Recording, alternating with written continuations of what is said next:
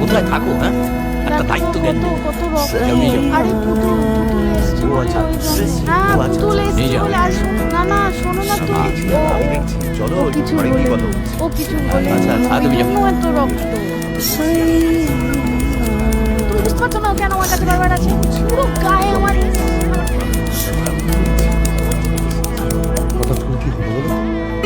কি মুশকিল, সেদিন তো ঠিকই ছিল, বেশ কি সুন্দর কথা বলছিল। সবাই কিরকম ভাবে তাকাচ্ছে, এবার সামলা। তুমি একটা কাজ করো, ওনাদের খাবারের দিকে নিয়ে যাও। রাত তো অনেক হলো, আমি দেখে আসি কি হলো।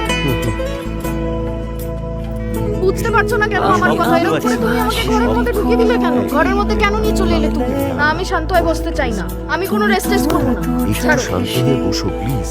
আর কোথায় দাগ কোথায়? এই দেখো দাগ নেই, এটা কি? এটা রক্তের দাগ না? কি এটা? এটা কি? আরে বাবা, এটা তো শরবতের দাগ। রক্তের দাগ এটা নয় রক্তের দাগ না? না, ওটা রক্তের দাগ রক্তের নয়। দাগ না? এটা রক্তের দাগ না? না, নয়।